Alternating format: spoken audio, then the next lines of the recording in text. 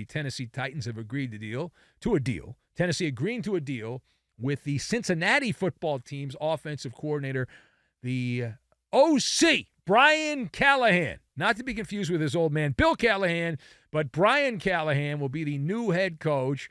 Callahan is on track to become the sixth coach in the Tennessee version of the Titans. They used to be the Oilers back in the day. He will replace Mike Vrabel, who was excommunicated from the Flameheads as they said bye-bye to Vrabel at the end of the regular season. So let us discuss the question. Does this hire of Brian Callahan for Tennessee move the needle? Does it move the needle? So I've got Dog Walker, UPS, and horsey sauce. And we will combine all of these things together, and we are going to eclipse the 60-point mark, which is what happens now regularly in pro bouncy ball. But this is a football monologue. So to answer the question, does this move the needle? This is much like the object that I compete with on the television show, Benny versus the Penny. It is an inanimate object. That is how little it moves the needle. You have to move it. There is no movement at all. There is no pulse. Now, I don't know whether or not Brian Callahan could coach his way out of a paper bag, but I do know this does not create any juice. It doesn't. Now, he could turn out to be a great coach and be wonderful. Probably not going to happen, but, it could happen. The word is underwhelming. This is an underwhelming hire. Mike Vrabel was a better coach than this guy, and you got rid of him to hire this guy. And as we have pointed out, we're pretty sure that Joe Burrow, it's not a package deal. It's not like Joe Burrow goes with Brian Callahan.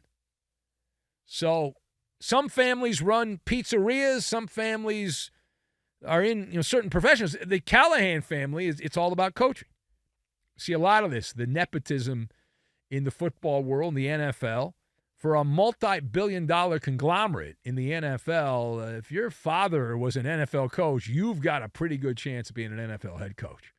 Pretty good shot, right? Pretty good shot. So what grade do you give the Tennessee Titans on hiring Brian Callahan as their new head coach? On the Maller report card, out of 100 possible points, I give this a 62. And if you remember the grading system, that is a D- hire. Now, if Bill Callahan were somehow to be put into the coaching staff, it would be up to a C hire. We got to be the dumbest team in America in terms of playing the game. One of the great quotes of all time. I still remember where I was right here at Fox Sports Radio when Bill Callahan said that before a Raider game. It was actually after a Raider game. It's after a Raider game, and that was the season the Raiders actually got to the Super Bowl, if I remember correctly, and it was the same year, and just got absolutely poleaxed in that game by you-know-who, the Tampa Bay football team. Anyway, all right, so the hiring gets a D- for Brian Callahan as the Tennessee coach, and this is now a starter job.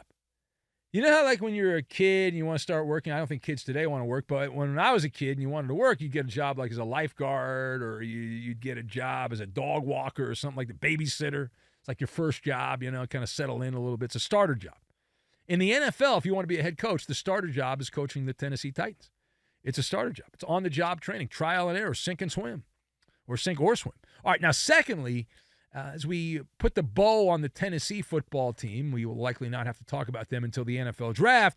Who should the Titans add if they actually want to win with Brian Callahan, which is likely not the case, but assuming in this parallel dimension in the Twilight Zone where they actually want to put a competitive team on the field in Nashville for Clay Travis and all the other Titans season ticket holders, like who should they put in there? And so if they're trying to win, and that is a trick question, right? If you're trying to win, because it doesn't look like you're trying to win, Tennessee at this point is what we call downsizing. The first move I make is to acquire the services. Well, I guess I would take a motto from UPS. What can Browning do for you? As in Jake Browning, who is going to be 28 years old before next season. I'm not going to sit here and tell you behind these microphones that Jake Browning is good. But I did like what I saw. He had a little bit of a spark. I didn't see any real spark from Will Levis, who played at the end of the season for the Titans. I did see a little something with Jake Browning. He played 7 games at the end of the season when Joe Burrow got hurt last year. He had 1 stinker against the Steelers. But outside of that one game, the other 6 games were either good or average. Either good or average. And that's all you need. Good or average, you take that. If I told you right now your quarterback's going to be either good or average, but not great and not terrible most of the time, you would sign up for that right now. You would take it. And that was a late season dummy run with Callahan. So that's a no-brainer. It's not a long-term, but maybe he is. Maybe it's good. He can play 7 years. Play till your mid-30s. Final thought. Headline from Tampa, formerly known as Tampa Bay, but not anymore because Tom quit. Mike Evans, who played with Tom Brady and Baker Mayfield. Now, Mike Evans, who had a famous ball bounce off his hands in the game against the Lions that turned out to be a Baker Mayfield interception. But Mike Evans was slobbering all over Baker Mayfield after the Buccaneers were eliminated abruptly from the NFL playoffs. The receiver said, quote, Baker is a hell of a player and showed everybody he is criminally underrated, close quote. All right, so let's parse the words. We like to parse the words. Fun game to play here in the middle of the night. So we'll parse the words of the Buccaneer receiver Mike Evans, who again, Mike Evans saying that Baker Mayfield showed everybody he is criminally underrated. Okay, does that pass the smell test?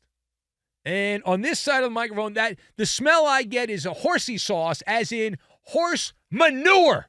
Okay, that is a horse manure quote.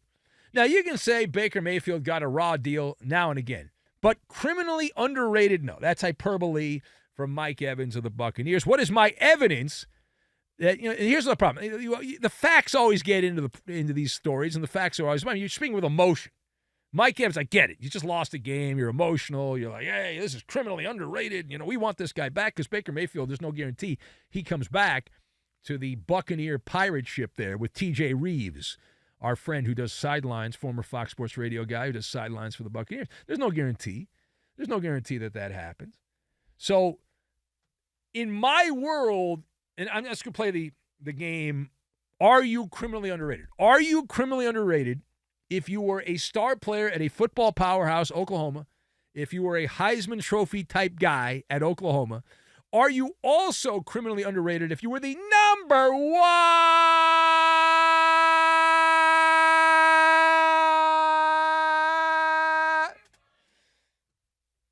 Thanks, Mark. I almost ran out of breath. But the number 1 overall pick in the 2018 NFL draft. Baker Mayfield was the top dog. That was the Saquon Barkley draft. Lamar Jackson, I believe, was in that draft in 2018. But Baker went number 1. Are you criminally underrated if you're the number 1 pick out of every college football player and you're the first one selected? Mayfield was so unpopular in Cleveland that there was a player on the Browns that used his father, deputized his father to get away from Baker Mayfield. Remember Odell Beckham? Yeah, Odell was playing this weekend for the Ravens in the AFC Championship game against Kansas City. Deputized his father on social media to attack the team so he could get away from Baker Mayfield, and then went and won the Super Bowl with the Rams. And then Baker Mayfield went to Carolina. He had Carolina on his mind. He did not have good football on his mind. He went 1-5, was let go, went to the Rams, and now he's gone to Tampa Bay. But he's a feast or famine guy. He's definitely not criminally underrated. He played better this year. That's great. If you were the Buccaneers, would you lock yourself to Baker Mayfield? Would you? Based on this season. The Buccaneers likely will. They'll give him a contract, not make him the highest paid guy. They'll make him a mid-tier quarterback. But I'm always skeptical. I'm a cynic. I'm a skeptic when it comes to these guys that are pretty bad for several years and then all of a sudden have a big year. I want to see the encore performance. Because that's the separation. That's the point of demarcation is we all know in anything in life, whether you're talking about sports or business or your job, it's repetition. It's doing it over and over again. Like I'm sure you could probably do a radio show and you might be pretty good at it. But then you got to do another one. And then you got to do one in June when all you have to talk about is the Orioles. And that's what you got, and so you got to deal with it. There are worse problems to have.